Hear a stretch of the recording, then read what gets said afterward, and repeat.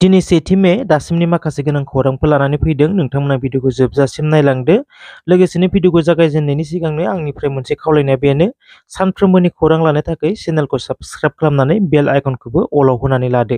लोगोसे भिडिअखौ मोजां मोनोब्ला मोनसे लाइक खालामदो, हायोब्ला लोगोफोरनो शेयारबो खालामनानै होदो। अब्ला दिनैनि सेथि खौरां नोंथांमोननो होनो लागै आखायाव लादों। दिनै मे दाननि सेथि सान एबा 1 मे बोसोरफ्रोमबो मे दाननि सेथि सानाव गासै बुहुमावनो बे सानखौ इन्टारनेशनेल वर्कार्स डे आरो मे दिवस एबा लेबार डे महरै फालियो। दिनैनि सानाव बेंक, अफिस आरो फरायसालिफोरखौ बन्द फोसावनायखौ नुनो मोन्दों। कम्पानि, गिदिर फिसा इन्डास्ट्रिफोर गासैबो लेबारफोरखौ अनार होनानै खामानि मावग्रा लेबारफोरखौ सुटि होनाय जायो। नैथि खौरां नोंथांमोननो होनो लागै आखायाव लादों। कभिड भेक्सिननि सायाव रायजोआव गोबां सावरायलायनाय जानायखौ नुनो मोन्दों। गिदिर गिदिर खौरां बिजोंफोराव फोसावनाय बायदिब्ला कभिड भेक्सिनखौ जाय कम्पानिया दिहुनदोंमोन बे कम्पानियानो जादों एस्ट्राजेनेका कम्पानि। एस्ट्राजेनेका कम्पानिया ब्रिटेननि कर्टआव भेक्सिननि सोमोन्दै बे भेक्सिनआ रेयार साइड इफेक्ट जानायनि सम्भावना दं होनना रोखा खालामना होदों होनना खौरां मोन्दों। बे बाथ्रायानो भारत हादरनि रायजो राजाफोरनि गेजेराव गोबां सावरायजागासिनो दङ। बे बाथ्रानि सायावनो आसामनि गिबि मन्थ्रि हिमन्त बिश्व शर्माया बुंदों, गासैबो भेक्सिन, गासैबो इन्जेक्सनफोरावबो साइड इफेक्टआ थायो, नाथाय खम सुबुंफोरनियावसो गाज्रि साइड इफेक्टआ जायो, नाथाय गासैनियावबो जाया होननानै बुंनायखौ नुनो मोन्दों। आरो माखासे डक्टरफोराबो बे बाथ्रानि सायावनो खेंफोरथि होदों दि बे इफेक्टआ जाया नङा जादों, नाथाय रेयार साइड इफेक्ट 100 सानि गेजेराव सासेयासो जादों एबा 1000 नि गेजेराव सासेयासो जानो हागौ होनना बुंनायखौ नुनो मोन्दों। दिनै बुधबार धुबुरी लकसभा बियाबाव रकिबुल हुसैननि जानानै प्रियंका गान्धीआ बिसायख'थि फोसावदिंनो फैगोन होननानै खौरां मोन्दों। गुबुन मोनसे खौरां नोंथांमोननो होनो लागै आखायाव लादों। आसामाव थामथि खोलोबनि बिसायख'थिया जानो थाखाय सप्ता मोनसेल'सै। 1 नं क'क्राझार लकसभा बियाबनि एनडिएनि बिजाथि जयन्त बसुमतारीखौ बे बाराव जेरैखि जाया देरहाहोनांगौनि थाखाय दुलाराय बर' फरायसा आफादाबो रोखायैनो रायजो राजाफोरखौ खावलायबोबाय थानायखौ नुनो मोन्दों। खौरांगिरि मेलनि गेजेरजों दुलाराय बर' फरायसा आफादनि आफादगिरि दिपेन बर'आ हाग्रामा महिलारिखौबो एनडिएनि बिजाथि जयन्त बसुमतारीनो भट होनो थाखाय खावलायनायखौ नुनो मोन्दों। दरं उदालगुरियाव खेंसालियायैब्लाबो एनडिएनि बिजाथिखौसो हाग्रामा महिलारिया मदद होदों होननानै बुंदों दिपेन बर'आ। दरं उदालगुरियाव नैथि खोलोबनि बिसायख'थिया जानानै थांनाय लोगो लोगो हाग्रामा महिलारिया दि सिंजों सिं एनडिएनि बिजाथिखौसो मदद खालामदों, बियो सोराङाव फैदों, बे बाथ्राखौ बुंदों दुलाराय बर' फरायसा आफादनि गाहाय आफादगिरि दिपेन बर'आ।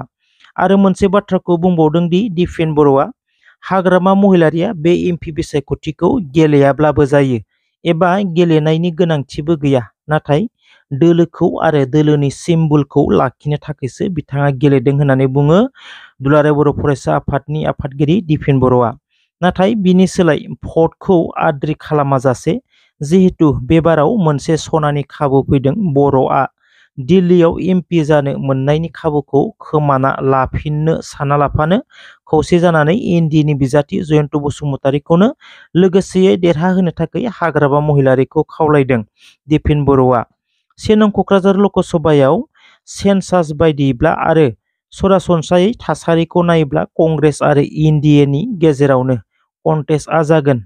जुदि हाग्रामा महिलारिया एनडिएनि बिजाथिखौ हारिनि आरो एकर्डनि सार्थआव मदद होयोब्ला बे बाराव दिल्लीनि मासिखौ मोननो हागोन, बेखौ नोजोर बोनानै खावलायदों हाग्रामा महिलारिखौ। बेराफारसेथिं हाग्रामा महिलारिया खौरांगिरिफोरनि सिगाङाव बुंनायखौ नुनो मोन्दों, दरं उदालगुरियाव बिपिएफनो भट होनो थाखाय दिपेन बर'आसो मदद खालामदों होननानै बुंदों।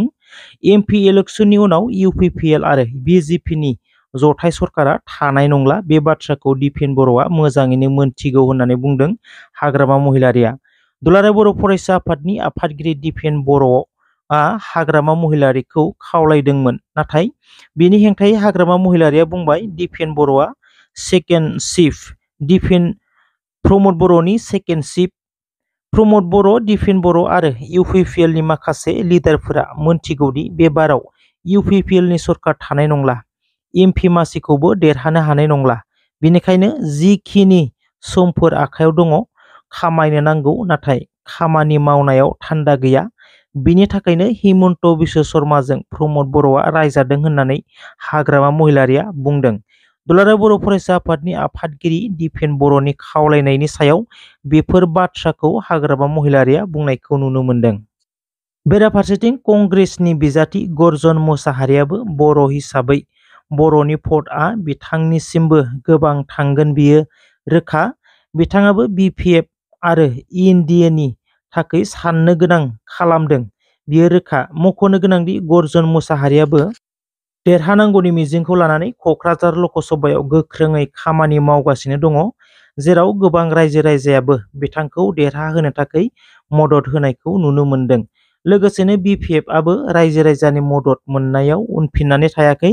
बिथांमोनखौ फेजेननो हानायाबो गोरलै नङा, जेराव लोब लोब रायजो राजाफोरा BPFखौबो मदद होबोगासिनो आरो देरहाथारगोननि मिजिंखौ लानानैनो गोख्रोङै खामानि मावगासिनो।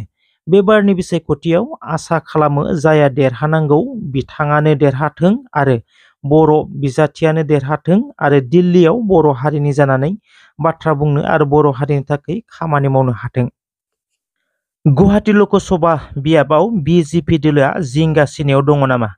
मख'नो गोनांदि गुवाहाटी लकसभा बियाबाव BJPआ साननो गोनां जादों।